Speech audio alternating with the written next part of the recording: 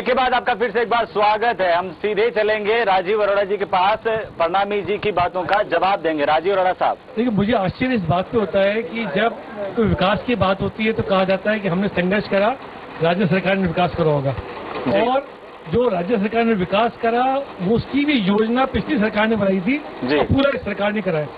कम से कम जो काम इस सरकार ने करा है उसको मानो तो सही कि ये काम राज्य सरकार ने करा है। मेरा सोचना ये है, मेरे ख्याल से आप जनता को झुकला नहीं सकते। पवन राजौरिया जी हैं, कांग्रेस के पार्षद हैं आप। पवन जी, ये आपके वार्ड में क्या समस्याएं हैं? मेरे वार्ड में मेजर जो समस्या है वो सीवर लाइन की समस्या है।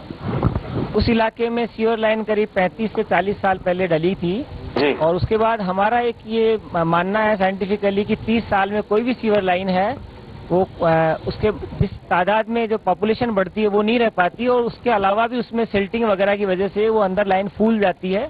तो वो समस्या को समाधान करने का एक अच्छा मौका माननीय विधायक साहब के पास था, क्योंकि उनके विधायक चुनने के बाद भी उनका बोर्ड 1 साल तक करीब 6-7 रहा, तो उसमें अगर उस समस्या से वो वाकिफ हो गए थे तो उसके पास उसका निदान करने का एक मौका था, लेकिन वो नहीं हो पाई है।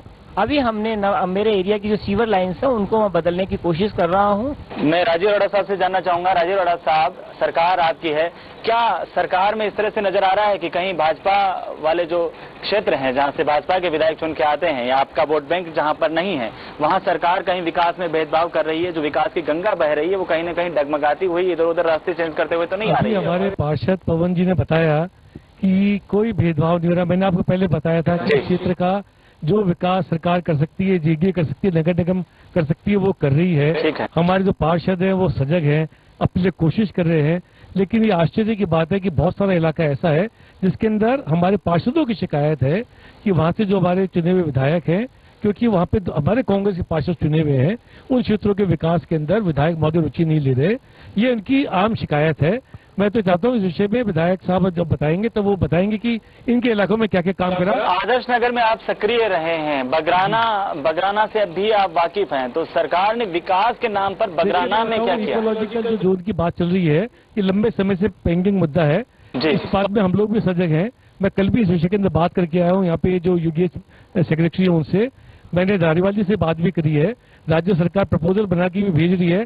इकोलॉजिकल जोन के जो तरीका होता है उसके अंदर इस जमीन को दिया जाता है, उसके बदले में इसको डीनोटिफाई करा के दूसरी जमीन इकोलॉजिकल क्षेत्र में जानी चाहिए। ये लंबा प्रोसीजर है जो सुप्रीम कोर्ट तक ये मामला जाता है, जिसमें एक लंबा समय लगेगा इसको तैयार होने के अंदर। एल.के. चौधरी साहब हमारे साथ है, नागरिक सुरक्षा आदर्श नगर के डिवीजन वार्डन आप हैं। चौधरी साहब, आपसे जानना चाहेंगे, क्या 5 साल का जो वक्त है वो एक विधायक के लिए पर्याप्त नहीं होता है क्या विकास के लिए? क्या मान रहे हैं? मेरे हिसाब से 5 साल काफी हैं। संविधान निर्माताओं ने सोच समझ के ये समय निर्धारित किया था और ये समय काफी है। 5 साल में आदमी बहुत कुछ कर सकता है। अगर इस कार्यकाल को बढ़ा दिया जाएगा तो जो 5 साल में मतदाता बिल्कुल तकलीफ में आ जाता है वो ज्यादा तकलीफ महसूस करेगा। रजा साहब, क्या आप आदर्श नगर में सक्रिय है? क्या कुछ ठोस आधार है आपके पास जनता के बीच में जाने के लिए? बहन जी की जो नीतियां हैं पिछड़ों दलितों के लिए, मुसलमानों के लिए, हम उस पर वर्क करके और आने वाली जो सरकार है वो शायद इन 5 सालों में कुछ किया है आपने जनता के लिए? क्या कुछ किया है? जनता के मुद्दों पे कहीं लड़े हों, समस्याओं को कहीं उजागर किया हो, सरकार के सामने उजागर किया हो, या क्या है विधायक तक लेके गए हो? क्या है, राशन कार्ड के लिए क्या है, सीवर लाइन के लिए क्या है, सड़कों की मरम्मत के लिए किया है? तो आप मैदान में हैं रजा साहब, क्या मुद्दे हैं, मेन क्या मुद्दे हैं बहुजन समाज पार्टी के आदर्श नगर में जिनके दम पर आप जनता के बीच में जाने के लिए तैयार हैं? विकास का मुद्दा है, सफाई का मुद्दा है, दलित पिछड़ा मुस्लिमों का मुद्दा है, इसे आधार पर कच्ची बस्तियों के नियमन की मांग थी या फिर कच्ची बस्ती में सफाई, पानी और बिजली की मांग थी, गंदगी की जो समस्या है? जी हाँ, उसके लिए बिल्कुल उसी मुद्दे पर हम लड़ रहे हैं। आपको क्या लग रहा है कि कोई सरकार या राजनेता जो इस तबके के ऊपर ध्यान नहीं देना चाहता, क्यों नहीं देना चाह रहा? क्या लग रहा है? क्या वापिस वोट बैंक नहीं मिले इसलिए इस तरह की जो समस्याएं इग्नोर कर दी जाती हैं?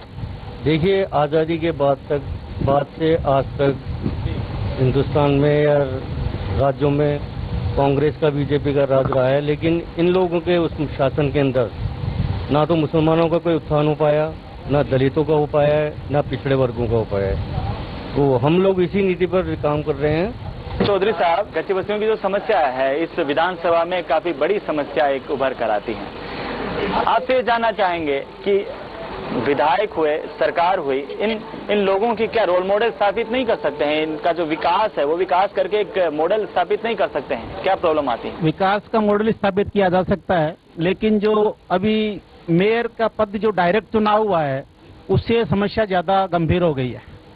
अगर बहुमत दल के नेता का ही मेयर होता तो ये समस्या कम रहती है।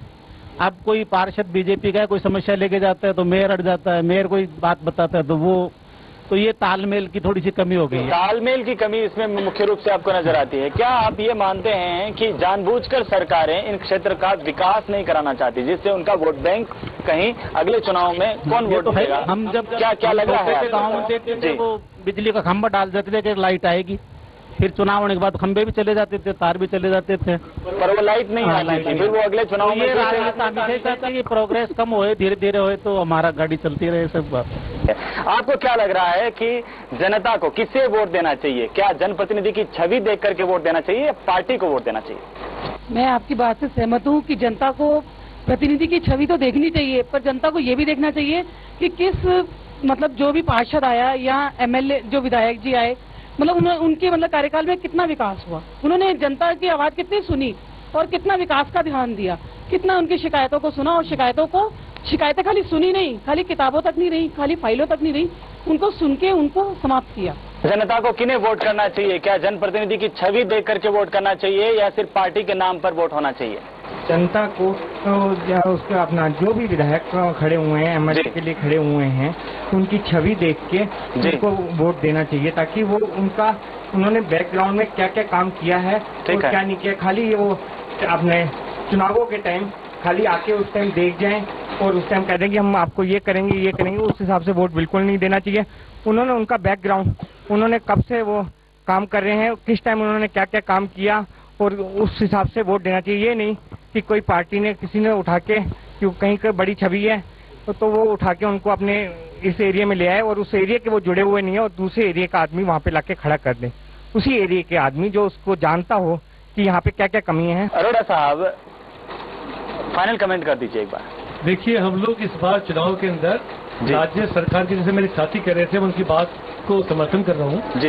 राज्य सरकार के काम को लेके और जयपुर शहर के विकास के लिए जो हमने काम करा है उसको लेके विधानसभा के चुनाव के अंदर जाएंगे।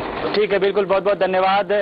चुनावी बैठक के अंदर जो मुख्य रूप से जो नतीजे ये निकल करके सामने आए, सुझाव आए कि एक तो विधायक कोष की जो राशि है वो 5 करोड़ की जानी चाहिए। आशा करते हैं कि मिलजुल कर जनता के प्रतिनिधि जनता के बीच में जब जाएं तो विकास की बात एक साथ हो, राजनीति के साथ नहीं हो, मुद्दों की बात हो, राजनीति नहीं हो। सिर्फ अब देखना यह है कि पक्ष और विपक्ष के जो जनप्रतिनिधि हैं वो इस महासंग्राम के समय चुनाव में इन सुझावों को कितना अमली जामा पहना पाते हैं। अगली बार जब आए तो जनता के लिए कितनी अच्छी तरीके से जनता के विकास के कामों के लिए समर्पित हो पाते हैं, या फिर अनदेखी का जो शिकार मतदाता है वो इस चुनावी महासंग्राम के बाद यही कहता मिले कि उन्हें वफा याद नहीं और हमें जफा याद नहीं, जिंदगी और मौत के 2 ही तराने हैं, एक तुम्हें याद नहीं और एक हमें याद नहीं।